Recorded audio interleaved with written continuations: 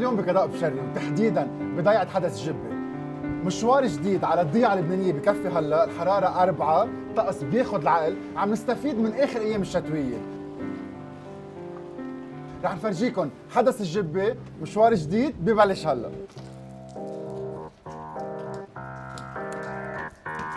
هاي ليلى. هاي أنتوني. بهالجست هاوس كتير حلو، الترويقة بتعقد على بكره. سنة 1928 بنى هيدا البيت، 8 اوض. 8 اوض. ميرسي ان استقبلتونا عندكم، واذا حدا بيطلع على حدث جبة بيقدر وبتهتموا فيه. خبرينا عنك وعن الجمعية تبعكم. نحن جمعية انماء حدث الجبة، كثير بنهتم انه يكون في جست هاوس بالضيعة، مشان نجيب ناس على الضيعة، نخليهم ينبسطوا عنا، يكتشفوا الضيعة عنا. ومش بس هيدا هدفنا الثاني انه نشغل اولاد الضيعة، مش بس نأمن فرص عمل، نشغل الناس الموجودين. مثل ما انك شايف الترويقة هي بلدية كلها من الضيعة، يعني زعتر من الضيعة، لبنة، جبنة من الضيعة، خضرة من عندكم. مزبوط. واحد يعني بيقدر يطلع من بيروت، مسافة ما كثير بعيدة، بيقدر يزور كل الجبال حدهم. صحيح. وبالنهار كمان عندكم أكثر بكثير من الجست عنا هاوس. أكثر بكثير من الجست هاوس، عنا التريز اللي رح تشوفوهم بالنهار، وإن شاء الله بتنبسطوا بنهاركم. رح بلش ترويقتي. يا أهلا وسهلا. زعتراتكم شكلهم كثير طيبين. ساج بلدي هيدا. لبنة ولا ألز، خيارة طازة، نرجع من كف نهار. حدث جبة ببلش هلا. مرحبا، يعطيك العافية.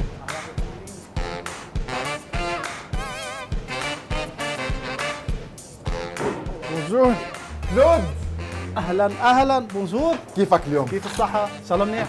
سنتين واكثر يمكن شوي. وبتذكر اخر مره طلعت لعندك كانت عاصفه برا، فتحت خصوص على 9. مزبوط. وطعميتنا كشك وقوارم اخوات وبيض اخوات. شو محضر لي اليوم؟ هلا بنرجع ندوقيك الكشكيت اذا بعدنا على نفس النوعية، والبيض البلدي واللبنة والصحن الخضرة. هي تاني مره بلتقي بكلود، حبيته من اول مره، ضحكته والجو هالفرن بالضيعه، والناس بتجي بتتروق لقمه غير شكل.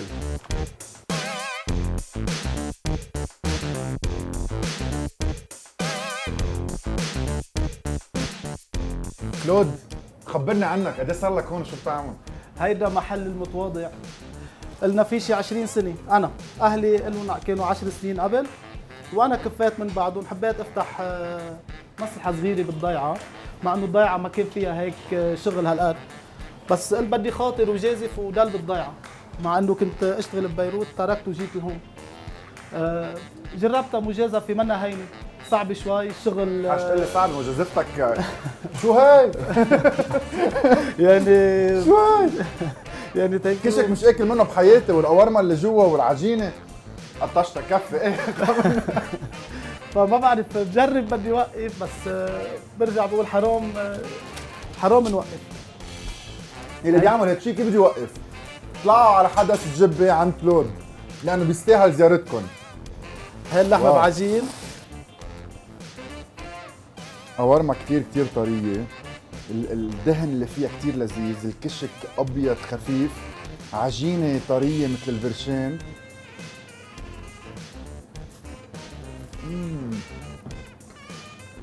ملحيتها على القد. واو، يستاهل مشوار لهون، ما بينشبع من كلود. رح دوق لحم بعجين ولازم كفي الطريق. وين ما عم يرجع وقف.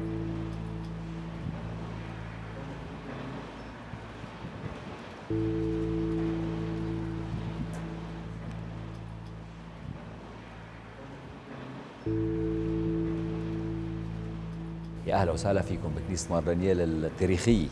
خبرنا عنها اكثر. يعني الكنيسه هيدي سنه 1110 تعمرت. بدايه اعمار الكنيسه، بنايه بنائها يمكن حسب الدويهي بيقول دشن سنه 1113. يعني نحن قطعنا 900 سنه على هالكنيسة. بعتقد يمكن هالكنيسة من حيث الحجم الموجود فيه هي الأكبر من الكنيسة المارونية، الأقدم من حيث الحجم. يمكن في كنيس كابلات صغيرة أصغر منها هني أقدم منها، ولكن هي قديمة جدا الكنيسة، 900 وشوي من السنين. مر عليها تاريخ طويل هالكنيسة هيدي من بدايتها لليوم تهبطت أكثر من مرة، ولكن المرة الأساسية اللي تهبط فيها بهجمة المماليك على المنطقة سنة 1283.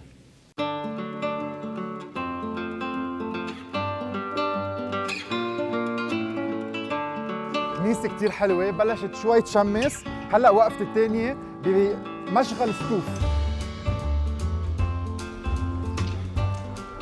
أنا جدي خلقها. جدك خلقان هون، وحضرتك هون عندك هيك مشغل صغير بتعمل فيه رحت ستوف. على أمريكا عملت أمريكان سيتيزن ورجعت على المشغل. اليوم كنت جاي بكير على الشغل بس في الباب ومقطوع الكهرباء وما بدي أدور الموتير وتغيير.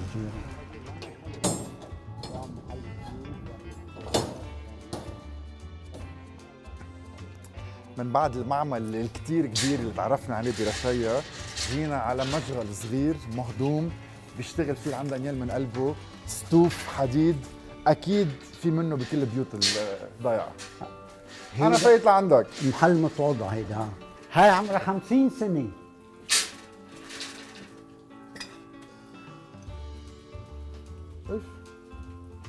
هيدا البرا مقص. بتروح وبتجي؟ ايه، هيدا مقص الحديد. هيدا مقص الحديد عمره 50 سنة. ما تكلموا حدا. بس تعيروا حدا وما عيروا حدا لا تفكر. هيدا كان اوتوماتيك، بس تنزل تقص الحديدة ينطفي. قديش بده وقتها يخلص؟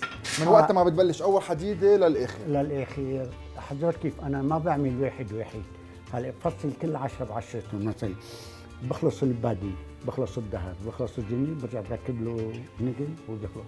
بده يمكن 30. ايه تصفي مثل هيدا. واذا حدا بده يطلب لعنده للبيت كيف بيتصل فيك؟ كل الناس بتعرف. كل الناس بتعرف. محل عتيق. هيدا خالص. محل العتيق. تعال نشوف جوا. هيدا جاهز وخالص. شو حلو هالمشغل. قلت لك محل متواضع بس ما انه عتيق يعني. كثير حلو. محل عتيق، عندي اصحاب كثير كلهم بيعرفوني. هيدا جاهز ما بدك الا تشغله. والمصالح بده يكون فيها يو كان توك ستريت. اكيد. ليش؟ لانه الانسان باستمراريه، ما في انسان يمضي دقيقه مارق على الطريق بيعك خد ساعه بدك تشتغل شغله. قلت لي رحت على امريكا وامريكان سيتيزن 2 ورجعت لهون. ولا بروح لهونيك ولا بقعد. تجوزت هونيك وتركتها وحملت حولي وجيت. عم دانيال بعد الجبه. هيك ناس مثلك بتحببني بالضيعة أكثر وبتحببني بلبنان أكثر وبتأكد لي إنه لبنان أحلى بلد بالعالم. ليك تخبرك أنا ببيتي إذا بتشرفوني بدي أقوم قبل الضوء شعل الستوف وشوف هالركوات عم تغلي على ظهره، وحدة للشوي وحدة عندي لذة. هو أي أحلى بلد بالعالم؟ الحدث ولبنان. حبه. يلا ليك تخبر.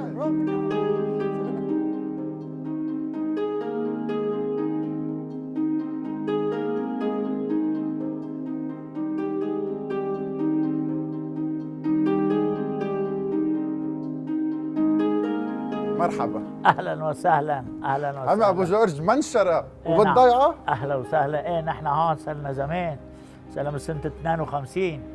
حلو. مفتوحه هيدي المنشره ومكفيه. ايه مكفيه. انا صار لي شي 65 سنه بالمصلحه هاي. وفي ناس تجيك من برات الضيعه تاخذ. اكيد نحن كل شغلنا صاب شو اسمه الربوي وهيك جهات. عندنا ورش بالربوي وعندنا ورش بنهر ابراهيم وعندنا ورش بالبطرون وباقيين بالضيعه. ايه وباقيين بالضيعه ما بنتحرك. ما هون نعمل برمة انا وياك جوا بتفرجيني شو عم نعمل؟ تفضل. بدنا خزانه لهالبيت. تكرم عينك.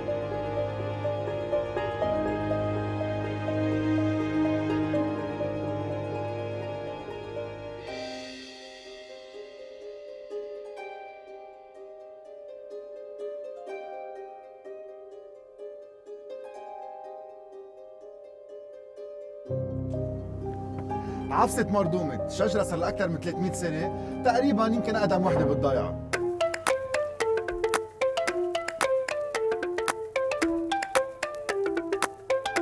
مرحبا. اهلا اهلا. خبرونا عنك كثير عم دانيال. مرحبا. خليلك يا حبيبي لايك، خبروك عني كثير وانا قليل.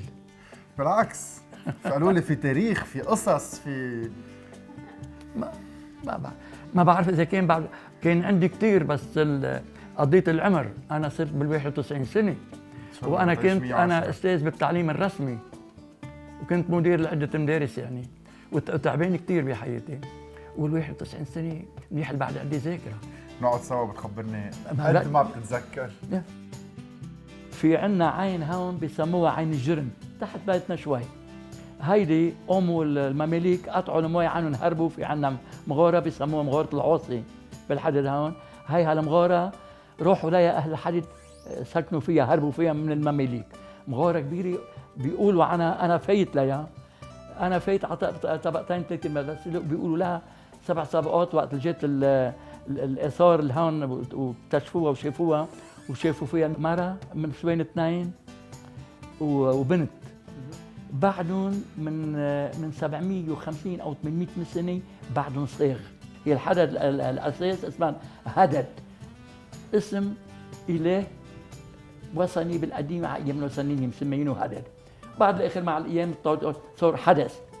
ايه انتم بتسموها الحدث؟ نحن بنقول الحدث، ونحن من برات الضيعه بنسميها حدث الجبه. حدث الجبه. ونحن من الوقت بنقول انا منك انت واحد غريب قل له انا من حدث الجبه. بس مثلا واحد بيقول له يا اخي انا الحدد، حتى ما هو الحدد، نحن من الحدد حدد باللهجه الجرديه اللهجه الجرديه الحلوه. نحن على ايامنا كانت غير هالايام هيدي، كانت الحياه حياه فرح، حياه محبه، حياه الفه، حياه اجتماعيه، حياة اندفاعية. الإنسان مننا يندفع، إذا كان واحد ما معه شيء يقول له الثاني اعطيني، يعطيه على الحيرة، اللي بده إياه يعطيه. كانت هالأشياء هيدي كانت كلها موجودة بهيك الطقم القديم اللي كان. أنا اليوم كلهم خير وبركة. لازم الواحد منا يكون لازم نسمع من أهلنا، نحب بعضنا، نتطلع على المستقبل، نعمل المستقبل. يا تعطي له اللي بيفرط بأهله بضيعته بوطنه، انه يكون في عندهم خميرة الله بقلبهم، يعطفوا على اهلهم ويعطفوا على بعضهم، وتكون المحبة موجودة مع الكل. لبنان احلى بلد بالعالم، برمنا البلاد هونيك وبرمنا كل شيء. وشفت استراليا وشفت كل شيء فيها. بلادي وان جارت علي عظيمة، اهلي وان ضموا علي كرام. ما في احلى من لبنان، ما في احلى من لبنان ابدا.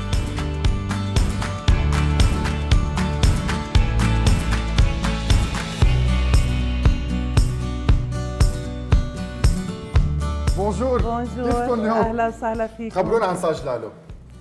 صاج لالو نحن صرنا 15 سنه فاتحين، ونشكر الله طلعت لقمتنا طيبه وصار عندنا زبونات. شو رح تذوقيني؟ في عندنا لبنه طيبه، زعتر. لبنه مع زعتر. لبنه مع زعتر. عظيم. اوكي.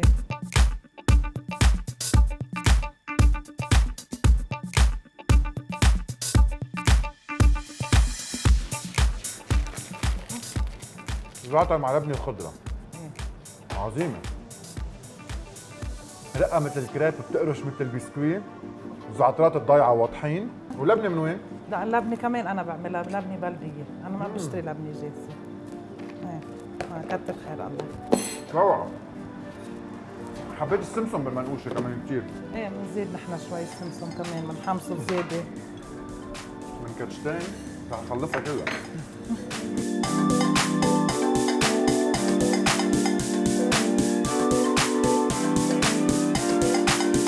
بتخلص الشوكولا وموز. ولا ألذ من هيك. ميرسي، خليكم بصحتكم، ميرسي لوقتكم. خلي لنا اياكم، اهلا وسهلا. على الجبه بنكفي.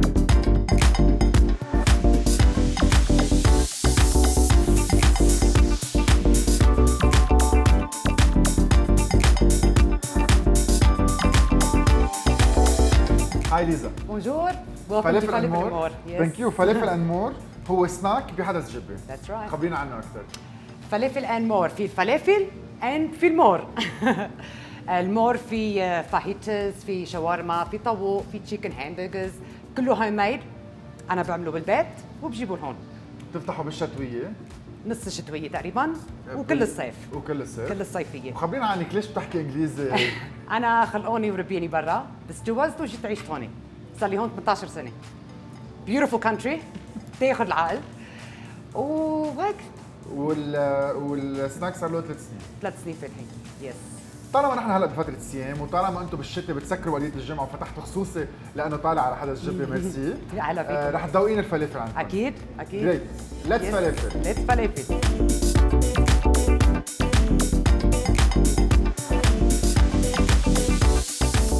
تفضل اطيب فلافل ساندويتش صحتين and homemade عرق. حضروا لي كاس عرق كمان. تشيز اهلا فيك.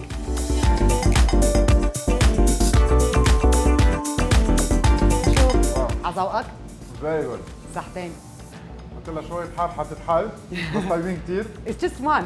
هوم ميد فلافل كل الفيجيتابلز كثير فريش. عرق. تشيز. ثانك يو. الف صحه. كويس. يو ويلكم. شو حلوه الضيعه.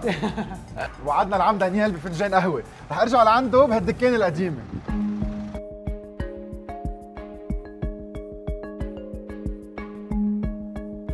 ورجعت لعندك. يا هلا نحن باستنزوركم.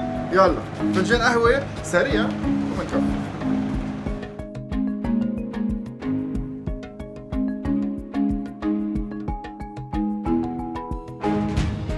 ما كنت عارف انه في ويسكي صنعة في لبنان.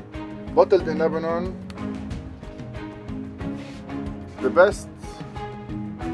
اللي هو حوالين 5000. وفي غراض صار لها كثير زمان.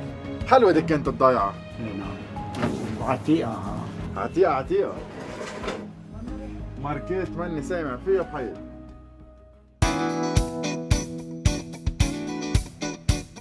قالوا لي بوب بحدث الجبة تنشوف شو في ورا هالباب، كباية بيرة قبل ما كفي. واو. تحت الأرض عقد بيت قديم بوب بحدث الجبة. كويت. منولعها؟ جوزيف بوب على 1300 متر بحدث الجبة، مش عمل اخوات؟ اكيد مش عمل اخوات، يعني انا ابن الحداد وبيبقى في الحداد ودائما ايفنتات صيف شتاء، بالصيف اكثر اكيد، يعني اكيد مش رح انزل بيروت او جبال او شي محل، يعني ضل هون افضل. بالنهايه اهل بشري، اهل الحداد، اهل الكوره، اهل صغارتا كلهم سوا عم بيجوا على المحل، يعني دائما نشاطات دائما. حلو شوف ناس مثلك بعدها مأمنة بالضيعة، ان شاء الله كلنا مجمعين بالضيعة وقاعدين هون، والباب تطلع فيه انه واو بمونوما في هيك.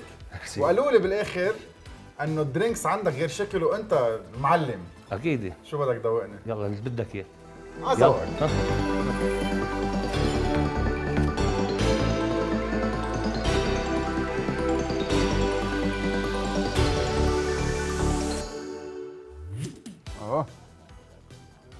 رح نسميه درينك حدث جبة.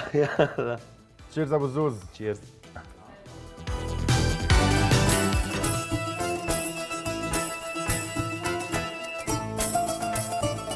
اخر ايام الشتويه بس ما قدرت ما اطلع لعندكم على الضيعه، والمناظر حلوه وسقعاتكم لذيذين. خبرينا اكثر عنك، شو بتعملي هون؟ اهلا وسهلا فيك انطوني. اول شيء ثانك يو. انا مديرة مكتب السياحة ببلدية حدث الجبة. هالمكتب اللي انخلق من قبل جهات مانحة من 2 سنين. عم نجرب نحن انه نخلق شبكة من دروب المشي بهالوادي يلي هو وادي النوبين. نحن حدث الجبة هي بتجي على طرف الوادي، وكمان عندنا دروب تطلع على جبل مرسمعان، الجبل يلي شايفه فوق. وهلا رح نطلع انا وياك سوا ودلك كمان على غابه. هلا بيقولوا انا اخذ شمسيه تركك برات المي، بس كرمال نقدر ناخذ صوت. اصرت ورد انه تفرجيني هون الضيعه، حدود الضيعه تبعها، الاوتوستراد الجديد اللي ما لازم تاخذوه لانه لازم تفوتوا على قلب الضيعه تتعرفوا على كلود، تتوقفوا على المحلات وتاكلوا صاج وتشوفوا الكنيسه القديمه. مزبوط. حدث الجبه ضيعه بتاخذ حتى لو عم بتشتي شوي، وان شاء الله بنرجع بالصيفيه تيفرجونا اياها. مشوار حدث الجبه بكفي.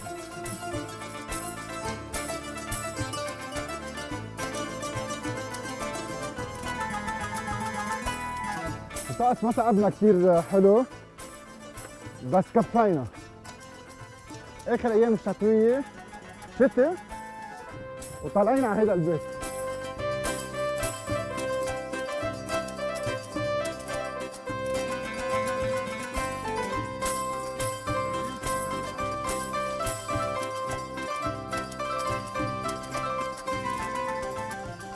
ما بعتقد كثير ناس عندها الشانس مثلنا اليوم تكون واقفه بالشتاء، ثلج، برد كثير بنص الغابه، غابه الارز بحدث الجبه. خبريني شوي شو عم تعملوا للناس اللي مثلي برمت اليوم وعبالها ترجع لعندكم. هالغابة هي كانت بالأساس الباز تينطلق مشروع سياحي ريفي لحدث الجبة. الأوبرج اللي كنت فيه الصبح كمان هو جزء من هالمشروع. الغاية كانت إنه نحن نطلع العالم على حدث الجبة يمشوا ويتمتعوا بهالطبيعة الحلوة، يناموا بالأوبرج كرمال ما يروحوا ويجوا بذات النهار على بيروت. جمعية إنماء حدث الجبة بالتعاون مع بلدية حدث الجبة كمان وبتمويل إذا بدك أو بمساعدة أكثر من جهة مانحة تركب مشروع للضيعة، دروب مشي بقلب الطبيعة، الغابة، الوادي، الجبل.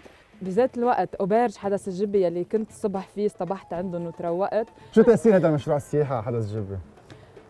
صارت حدث الجبة وجهة سياحية على مدار السنة، بدل ما تكون ضيعة اصطياف على 3 أشهر الناس صارت تقصدنا كل السنة، بتجي بالصيف، بتجي بالربيع، بتجي بكل الفصول، مثل ما نحن أنا وياك اليوم عم نعمل سنو شوينج ولو كان آخر الموسم. وأهم شغلة إنه يمكن جبرتوا الناس تبقى بهيدي الضيعة وتشغلوهم أكثر عندكم. مزبوط، هالمشروع فتح كتير مجالات وفرص عمل لشبيبة الضيعة، أنا واحدة منهم. تما ننزل على بيروت ونقعد تحت. أهم شغلة إنه أنت بقيتي بالضيعة وصار عندك حتى كافيه لإلك. 100%. رح نروح نشرب كوباية شاي ونرجع على بيروت. أوكي. هالبلدة. يلا.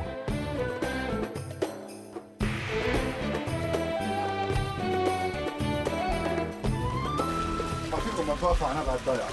نبع الضيعة الأساسي يلي ترمم سنة 2010، هيدا النبع كانوا يتجمعوا عليه دايما من زمان، بتعرفوا الأخبار وكلها رجال هون. بيقولوا ميته طيبة حتى لو كان مسقع. من بعد برمة الراكات هلا صار وقت بيتزا عند زيت محل الساش. أنا رجعت.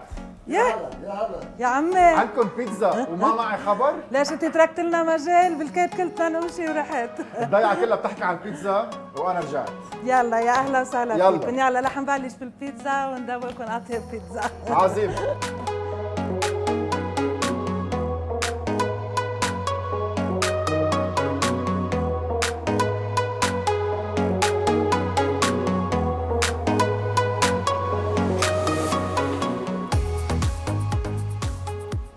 قديش ناس جربت تعمل بيتزا بعجينة صاج وما ظبطت معهم؟ قديش ناس جربت تعمل بيتزا هالقد رقيقة وما ظبطت معهم؟ مزبوط، مزبوط الصيت. بيتزا عندكم هيتو صحتين. ألف صحة يا رب. وين؟ يا ريت فينا ناخدها معي على بيروت. ايه فيك تاخدها. والله فيك تاخدها. هي لازم ياكلوا منها الشباب، ضروري.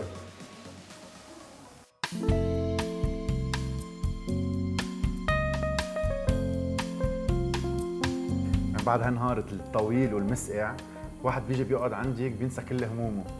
عرفت انه في كافيه ورد بس ما كنت عارف كافيه هالقد حلو، وبلشت افهم كيف حضرتك قاعده هون صيف شتاء بحدث جبه. خبريني عن هالكافيه، خبريني ليش انت هون. مزبوط، أنا قاعدة صيف شتاء بحدث الجبة.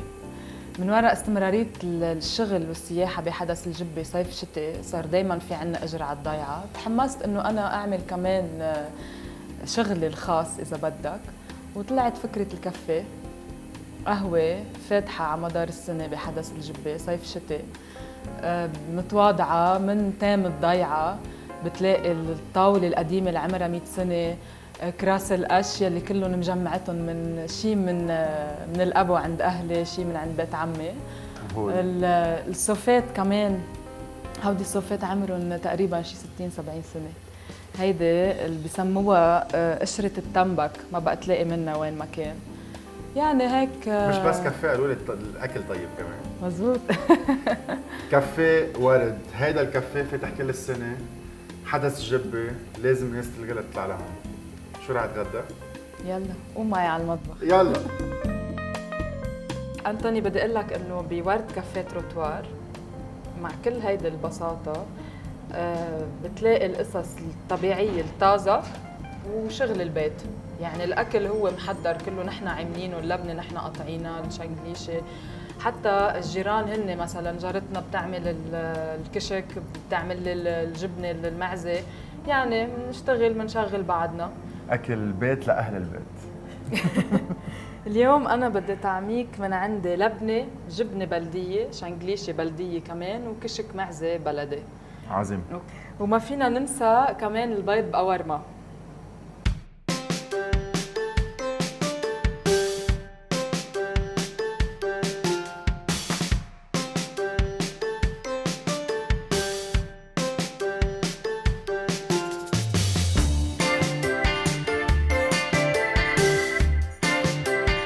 لبنانية غنية تقليدية. مزبوط، بلدية وبلدية أكيد. أهم شيء. لبنة قلتي لي أنت بتعمليها. صح. شنكليش من البيت. شنقليش من البيت. قورمة الماما بتحضره كمان بالبيت. البيض هلا اكيد بالصيفيه بيكون بلدي 100%. هلا بنجرب نشوف مين ممكن انه يكون بعد عنده هيك كم دجاجه. الزيت والزيتون كمان بلدي، بس اكيد مش من انتاجنا، نحن ما بنعمل، ما عندنا يعني شجر زيتون. وكمان حضرت لك هالخلطه الطيبه يلي هي ورد وروح النعناع. كمان هودي بموسم الربيع نقطف الورد والنعنع من يبسه ونعمل منه نزهورات الايام الشتويه. ورد على اسمك، دونك هيدا الدرينك السبيسيال 100%. عن جد بيحرز مشوار على الجبه تا واحد يجي يرتاح عندك وياكل اكل طيب. صحتين. كان نهار برد شتي بس كتير حلو. دايما بقطع من هون بشوف عدة ابواب مسكرين، اليوم كان عندنا شانس نقدر نفتحهم ونفوت عليهم. مزبوط. واحدة من أكثر الحلقات يلي تعلمت فيها أشياء، تعرفنا على ناس كبار بالعمر وكلهم حكم. حدث جبة هو وحدة من ال 1500 ضيعة بلبنان يلي عم نبرم عليهم، ومشوارنا ما رح يوقف لما نروهم كلهم سوا. مشوار حدث جبة بيخلص هلا عند ورد، ونلتقى سوا بالحلقة اللي بعدها.